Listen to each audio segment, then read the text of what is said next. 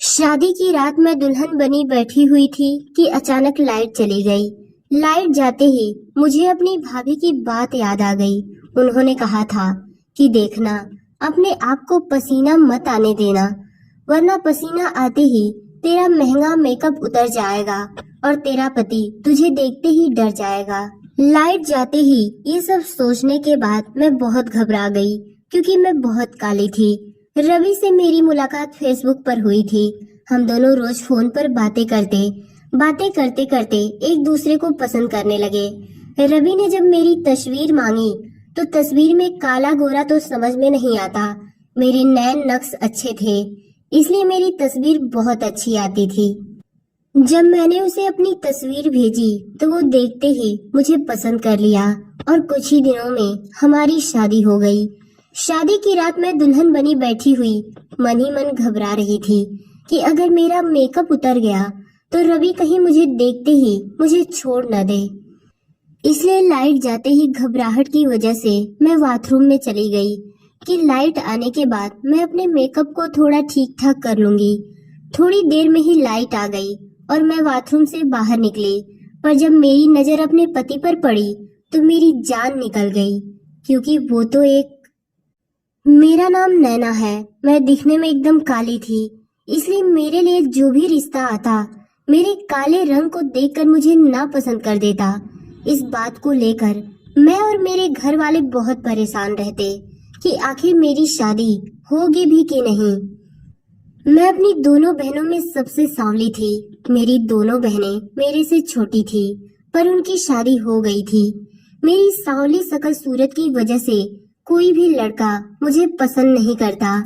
लड़के वाले मुझे देखने तो आते, पर देखते ही मुझे ना पसंद कर देते। अगर मेरी सांवली सूरत को ना देखा जाए तो मैं हर चीज में आगे थी। अच्छा खाना बना लेती और पढ़ने में भी ठीक थी। पर हमारे समाज में मुझ जैसी लड़कियों की हर खूबी उनकी सांवली रंगत में छुप जाती है। मेरे लिए आने वाले हर रिश्ते मेरे मुंह पर ही कह देते कि ये लड़की तो बहुत सांवली है। अगर अपनी छोटी बेटी का रिश्ता करना चाहते हैं तो बता दीजिएगा। वो लोग ये नहीं सोचते कि इस छोटी सी बातों से मेरे ऊपर क्या गुजरता होगा। लड़के वालों के जाते ही मैं खूब रोती। माँ मुझे बहुत समझाती। धीरे धीरे करके वक्त गुजरता जा रहा था और मेरी उम्र भी निकलती जा रही थी। कुछ दिन बाद मेरे से छोटी मेरी दो बहनों की शादी हो गई। मैंने और मेरे घर वालों ने तो मेरी शादी की उम्मीद ही छोड़ दी थी। पर कुछ दिन बाद उम्मीद की किरण तब नजर आई जब मैंने फेसबुक ओपन किया। फेसबुक पर ही मेरी मुलाकात रवि से हुई थी। रवि दिखने में काफी खूबसूरत थे। मैंने फेसबुक पर उनकी तस्वीर देखी थी। मैंने फेसबुक तो लॉगिन किया था, पर उसमें मेरे नाम के सिवा और कुछ नहीं था। मैंने अपनी एक भी पिक्चर्स फेसबुक पर नहीं डाली थी। पर जब मैंने रवि को फ्रेंड रिक्वेस्ट भेजी तो उन्होंने एक्सेप्ट कर ली। उसके बाद हम दोनों की चैटिंग से बातें होने लगी। बातों ही बातों में उन्होंने मुझसे मेरी तस्वीर मांगी। पहले तो मैं तस्वीर भेजने में हिचकिचाई, पर जब रवि ने ज्यादा जिद की तो मैंने मोबाइल की मदद से अपनी तस्वीर को फिल्टर कर भेज दी। मेरे नए नक्श तो बहुत सुंदर थे, बस कलर ही सांवला था और फिल्टर करने के बाद मेरी तस्वीर बहुत खूबसूरत आई। मेरी तस्वीर देखते ही रवि मेरी बहुत तारीफ करने लगे। काफी दिनों तक हमारी फेसबुक पर बातें हुई। उसके बाद रवि ने मुझे प्रपोज कर दिया। मैं तो यही चाहती थी। जब ये बात मैंने अपनी माँ को बताई और रवि के बारे में सब कुछ बताया कि रवि एक सॉफ्टवेयर कंपनी में इंजीनियर है और मुझे पसंद करते हैं, तो माँ भी बहुत खुश हुई। उन्होंने फोन पर रवि के घर का एड्रेस लिया। पता पाने के बाद माँ और भैया रवि को देखने रवि के घर गए। मैं बहुत खुश थी, पर ना जाने क्यों माँ जब उधर से आई तो बहुत उदास थी। मैंने जब माँ से पूछा, माँ क्या हुआ, उन लोगों ने क्या कहा, तो दबे शब्दों में माँ ने कहा, कुछ नहीं, वो लोग तुमसे शादी करने को तैयार हैं और शादी सादगी से करना चाहते हैं। शादी सादगी से करना चाहते हैं? ये बात सुनकर मेरे मन में कुछ खटका, क्योंकि रवि घर के इकलौते बेटे थे और वो भी शादी सादगी से करना चाहते हैं। ये क्या बात हुई? पर कुछ भी नहीं, मेरी शादी इतनी मुश्किल से और इतने दिनों बाद हो रही थी।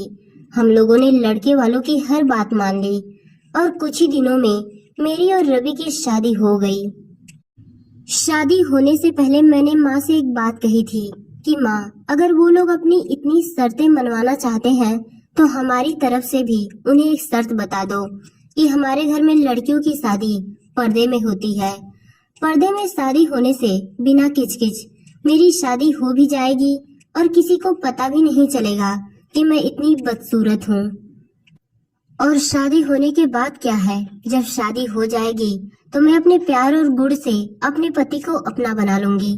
माँ ने बिना कुछ कहे मेरी बात मान ली और लड़के वालों को बता दिया कि हमारे घर पर शादी पर्दे में होगी। लड़के वालों ने भी हमारी ये शर्त मान ली। कुछ दिन बाद मेरी और रवि की शादी हो गई।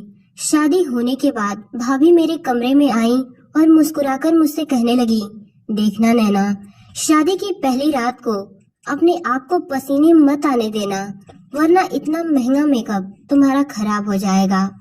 उस वक्त मैंने भाभी की बातों का कोई गौर नहीं किया और दुल्हन बनकर ससुराल चली गई। मैं सुहाग की सेज पर बैठी हुई थी, तभी अचानक लाइट चली गई। लाइट के जाते ही मुझे थोड़े बहुत पसीने आने लगे और मुझे भाभी की बात याद आ गई कि देखना, पसीने मत आने देना। लाइट के जाते ही मैं घबराकर बाथरूम में चली गई कि जब लाइट आएगी तो मैं अपने मेकअप को ठीक कर लूंगी। कुछ ही देर में लाइट आ गई थी। मैं बाथरूम से बाहर आई तो देखा रवि बेड पर बैठे हुए थे। मैंने आज पहली बार रवि को सामने से देखा था, क्योंकि मैं खुद ही चाहती थी कि मेरी शादी में ज्यादा तामझाम ना हो कि लड़के वाले मेरी सांवली रंगत देखते ही मुझे छोड़ दें। मेरे घर वाले ही रवि को देखने रवि के घर गए थे और रवि के घर वालों को तो मैं तस्वीर में ही पसंद आ गई थी। इसलिए आज मैं पहली बार सामने से रवि को देखी थी। फेसबुक पर मैंने जैसा रवि को देखा था, रवि बिल्कुल वैसे ही थे, एकदम बहुत ही खूबसूरत। आज सामने से देखी तो उनकी खूबसूरती देखकर मैं थोड़ी घबराई हुई थी कि कहीं वो मेरे सांवले रंग की वजह से मुझे छोड़ न दें। फिर भी मैं अपने आप को संभालते हुए उनके पास आई और उनके बगल में जाकर बैठ गई। कुछ वक्त हम दोनों में खामोशी थी। फिर अचानक रवि ने कहा, तुम अपनी तस्वीर से भी ज्यादा खूबसूरत हो। यही कहते हुए रवि ने मुझे मुंह दिखाई की अंगूठी पहनाई। मैंने पहली बार किसी के मुंह से अपनी तारीफ सुनी थी और वो भी आज मेरा पति मेरी तारीफ कर रहा था। मैं बहुत खुश थी, बस अंदर से डरी हुई थी कि कहीं मेरा मेकअप धुलने के बाद रवि की मोहब्बत कम न हो जाए। अभी मैं यही सब सोच रही थी, तभी रवि ने कुछ ऐसा कहा कि मेरे तो होश उड़ गए। उन्होंने कहा, तुम हाथ मुंह धोकर हल्के कपड़े पहन लो, ये भारी भरकम कपड़ों से तुम परेशान हो रही होगी। रवि की इस बातों ने मेरे दिमाग में खलबली मचाकर रख दी थी कि अब क्या होगा। मैं बहुत घबराई हुई थी, पर रवि बार बार बस यही बोल रहे थे कि जाओ अपने कपड़े चेंज कर लो। मैं ना चाहते हुए भी वॉशरूम में गई और मुंह धोकर एक सिंपल सा कपड़ा पहनकर डरते डरते बाहर आई। पर रवि की बातों ने तो मुझे हैरान करके रख दिया। वो मुझे देखते ही कहने लगे, अब तुम पहले से भी ज्यादा खूबसूरत लग रही हो। उनकी इस बातों से मैं सोच में पड़ गई कि ये क्या, एक बार भी मेरी काली सूरत के बारे में कुछ नहीं कहा, और नहीं तो ये मेरी तारीफें करते जा रहे हैं। वो मेरी तारीफें करते हुए कह रहे थे कि तुम मेकअप से ज्यादा सादगी में अच्छी लगती हो। वो बस मेरी तारीफें किए जा रहे थे और मैं अपनी किस्मत पर रस कर रही थी कि भले ही मेरी शादी लेट से हुई, पर एक बहुत अच्छे और खूबसूरत इंसान से हुई। अभी मैं यही सब सोच रही थी कि दरवाजे पर दस्तक हुई और उस दस्तक ने मेरी जिंदगी अंधेर करके रख दी। रवि दरवाजा खोलने के लिए खड़े हुए तो मैंने देखा रवि स्टैंड के सहारे भजकते हुए चल रहे थे। लोहे के स्टिक के सहारे कमरे का दरवाजा खोला। रवि की एक टांग घुटने के नीचे से नहीं थी। ये सब देखकर मैं फूट फूट कर रोने लगी। कमरे के बाहर मेरी ननद थी जो दूध लेकर आई थी। वो दूध रखकर चली गई।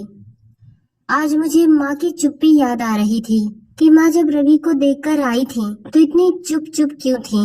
मेरे घर के सभी लोगों को पता था कि रवि की एक टांगे नहीं है सिवाय मेरे, पर किसी ने एक बार भी ये बात मुझसे नहीं कही। उन्हें तो ये था कि किसी भी तरह मेरी शादी हो जाए और मैं इस घर से चली जाऊं। यही सब सोचकर मैं फूट फूट कर रो रही थी कि रवि मेरे सामने आकर बैठ गए और कुछ देर मुझे रोते हुए देखते रहे और फिर कहने लगे, क्या तुम्हारे घर वालों ने मेरे बारे में तुम्हें कुछ नहीं बताया था? मैंने तो उन्हें सब कुछ बता दिया था। शायद मेरे रोने की वजह वो जान गए थे। मैंने शिकायत भरे अंदाज में उनसे कहा, पर ये बात आपने पहले मुझे क्यों नहीं बताई? नैना, हमारी शादी पसंद की शादी थी। हमने एक दूसरे के रंग रूप और शरीर की बनावट को देखकर नहीं पसंद किया था। हमने तो एक दूसरे के दिल से मोहब्बत की थी। मुझे भी ये बात आज पता चली है कि तुम इतनी सांवली हो, पर मैंने तो तुमसे कोई शिकायत नहीं की, क्योंकि मैं तुमसे प्यार करता हूँ और प्यार करने वाले दिल से प्यार करते हैं, ना ही कि उनके रंग रूप से। यही कहते हुए रवि ने मेरे हाथों को पकड़ा। तभी मैंने उनके हाथों से अपने हाथों को झटकारते हुए सोफे पर जाकर सो गई। मेरी हरकत देखकर कुछ पल वो मुझे खामोशी से देखते रहे और फिर बेड पर लेट गए। धीरे धीरे करके मेरी शादी को 10 से 12 दिन बीत गए, पर मैं रवि से बात नहीं कर रही थी, क्योंकि मेरे साथ धोखा किया गया था। घर में मैं सभी से बातें करती, पर रवि से नहीं। रवि जब भी मेरे कमरे में आते तो मेरी खामोशी की वजह पूछते, पर मैं उन्हें कोई जवाब नहीं देती। रवि एक सॉफ्टवेयर इंजीनियर थे। वो घर से ही लैपटॉप पर काम करते। जब मैंने अपनी खामोशी की वजह नहीं बताई तो वो बिना कुछ कहे अपने काम में बिजी हो गए। मैंने देखा रवि अपना हर काम बड़ी मुश्किल से करते। उन्हें अगर कुछ चाहिए होता तो बड़ी मुश्किल से उठते।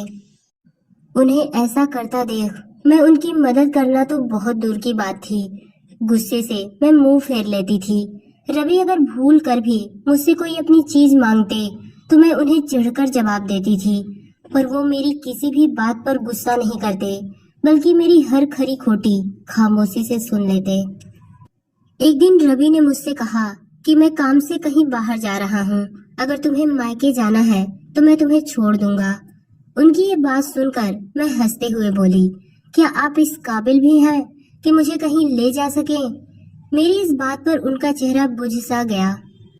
वो कहने लगे, मुझे गाड़ी चलानी आती है। उनकी ये बात मुझे हैरान करके रख दी। फिर मैंने सोचा शायद इनकी गाड़ी ऑटोमेटिक हो गई। फिर मैंने सोचा चलो चलती हूँ और देखती हूँ ये गाड़ी कैसे चलाते हैं।